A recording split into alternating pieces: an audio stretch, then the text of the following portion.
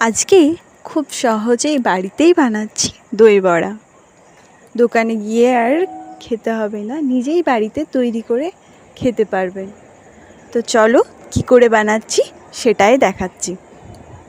প্রথমেই আমরা বিরি কলাই আগেই আমরা 7 ঘন্টা ভিজিয়ে নিয়েছি, সেটা দেখানো হয়নি। আর তারপরে সেটাকে আমরা পেস্ট করে নিয়েছি। অনেকক্ষণ ভেজানো, ম্যাক্সিমাম 7 থেকে 8 ঘন্টা। তারপর আমরা সেটাকে পেস্ট করে নিয়েছি। তো পেস্ট করার পর আমরা ওর মধ্যে একটু বিট নুন, তারপরে আমরা একটু সাধারণ নুনও দিয়ে দিচ্ছি। তারপর আমরা এখানে চাটনি বানাতে তেঁতুলটা ভিজিয়ে নিয়েছি, সেটাও আধ ঘন্টার জন্য ভিজিয়েছি। তারপর আমরা আমাদের ওই পেস্টটা তৈরি হয়ে গেছে। তারপর আমরা কড়াইয়ে তেলটা গরম হতে দিয়ে দিয়েছি। সে পেস্টটাকে নুন দেওয়ার পর সেটাকে ভালো করে আবার আমরা মিক্স করে নিচ্ছি। তাই কড়াইটা গরম হয়ে যাওয়ার পর এবার আমরা আস্তে আস্তে ভাজবো বড়া।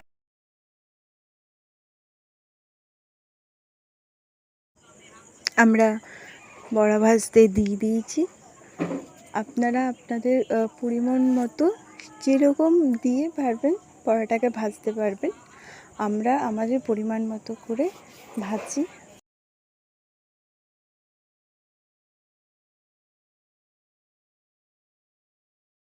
আমাদের ভাজা হয়ে গেছে, একটু লাল হলেই ভাজা হয়ে যাবে।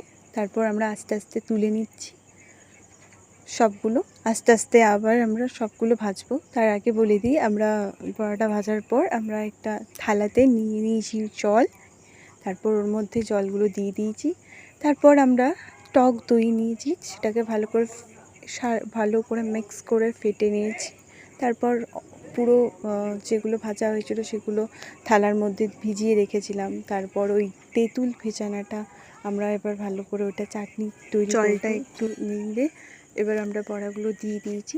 আর চাটনিটাতে আমরা পরিমাণ মতো যেরকম টেস্ট একটা চাট মশলা টাইপের ওইটা দিয়েছি। তারপরে চিনি দিয়েছি, সামান্য লবণ দিয়েছি, ওটা দিয়ে শুরু করেছি। তারপর বড়াটা দেওয়ার পর আমরা একটু গোলমরিচ গুঁড়ো দিয়েছি। তারপরে ওখানে ওই চাটনিটা দিয়ে দিলাম, তেঁতুলের যে চাটনিটা তৈরি করা হয়েছিল। তারপর ওই চাটনিটা পরিমাণ মতো করে দিয়ে দিয়েছি। ওই চাটনিটা দেওয়ার পর আমরা আবার টক দইটাতেও আমরা একটু সামান্য পরিমাণে চিনি দেবো, তাহলে খেতে ভালো লাগবে। তো আমরা ওর মধ্যে চিনি দেওয়ার পর তারপর সেটা দিয়ে দিচ্ছি বড়ার মধ্যে। আর আমাদের পরিমাণ মতো আমরা এর মধ্যে সস অ্যাড করতে পারি। একটু লঙ্কার গুঁড়ো দিয়ে দিয়েছি ঝালের জন্য। তাহলে আজকের ভিডিও এই